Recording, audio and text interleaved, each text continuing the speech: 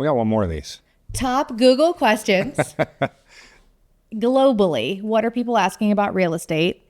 And we're going to answer, where are real estate investors buying? Well, globally, right? So we're not global with our focus. Our focus is the contiguous U.S., primarily 8 states, Ohio, Michigan, North Carolina, South Carolina, Georgia, Tennessee, Florida, and Arizona. Personally, although we know a lot about the other markets. We do as know well. a lot We about just the chose, other that's where we chose to focus. Yeah, so where are they looking?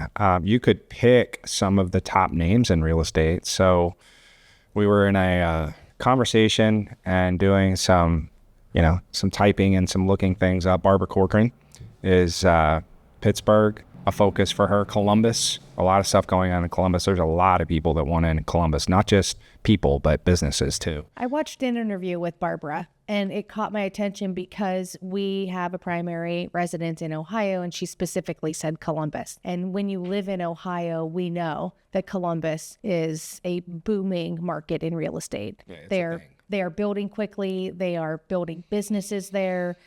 People go there for jobs. They go to college and then they never leave.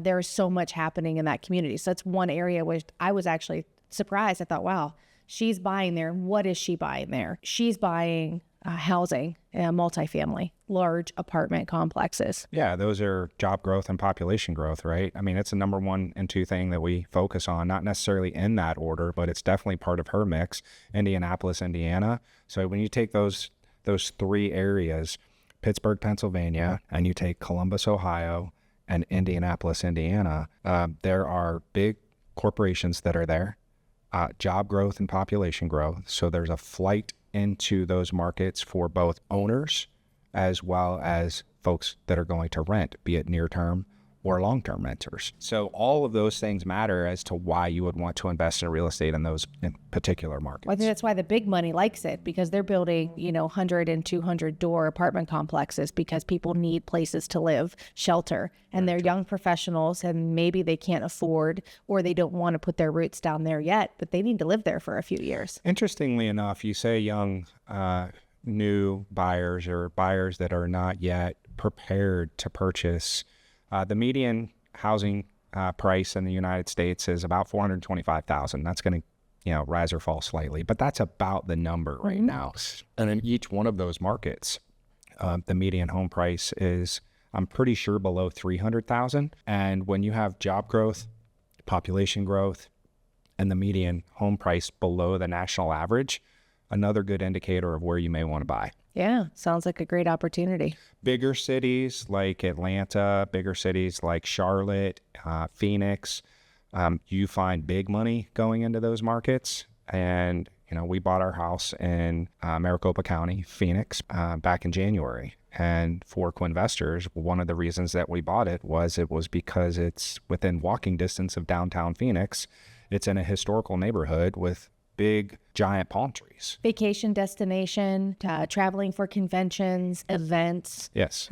Concerts. Professional golfing. sports. Yeah. Phoenix All is of a big those are one. things that bring people into those markets. So when you have those bigger cities, Phoenix is the 5th largest city in the country. So that's a great model for short-term rentals, the vacation homes, that area. Yes. Barbara Corcoran is focusing more on young professionals entering into the workforce, and that's a good business model and a good place for the larger apartment complexes. Multifamily. Yeah, Yes. and then there's a lot of fix and flip or low buy and holds for the hardcore investors that just love ROI and cap rates, and they're buying in markets like where we know, Youngstown, Ohio, because you can still buy a house so much below the average median housing cost that their numbers on that for cap rate are like sky high because the acquisition price is so low.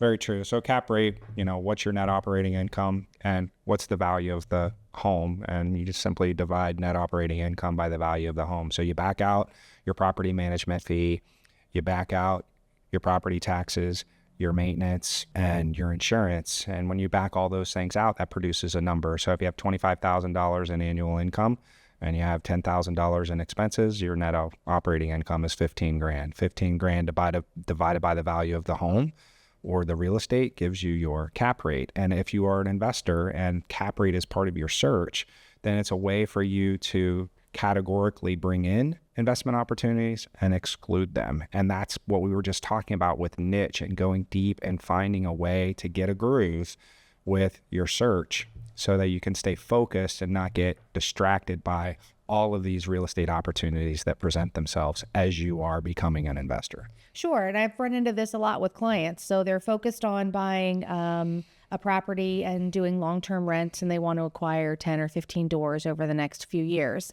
And they want this certain metric of the type of house. And then they see this really low-priced property somewhere and get distracted with like, maybe that's it, but it's not going to fit the model to which they started with. Or it's just going to create a division of why would you own this property way over here that's outside of your management circle. It's discipline. So entrepreneurs, a lot of people sit around and talk about ideas.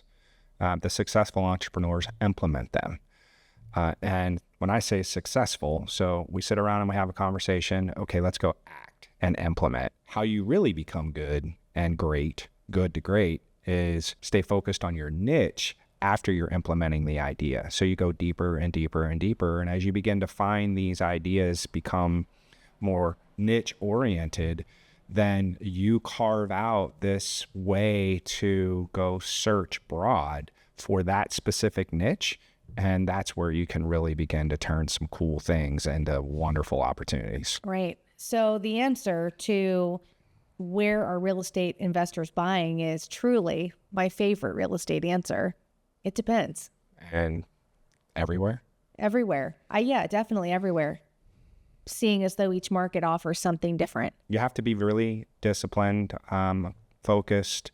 An example, something called an opportunity zone. So it's a disenfranchised area, but it also offers you an area where you can take capital that you get from the sale of one property and move it into another property, ergo opportunity zone. And there's some tax deferral strategies associated with that.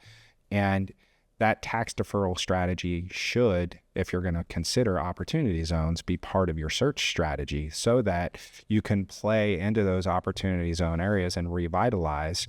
Tax planning and control is the number one way you build wealth in the United States.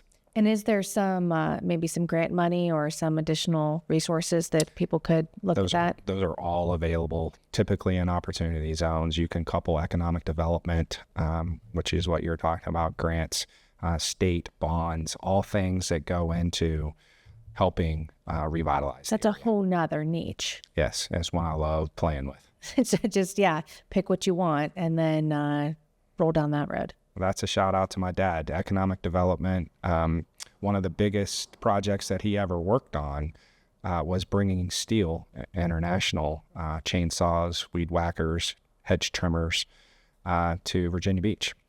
That was back in the 70s. So he helped develop Lynn Haven Parkway, the mall, Stihl, and helped land that deal for Virginia Beach. And that's the North American headquarters for Stihl International. Cool. Pops.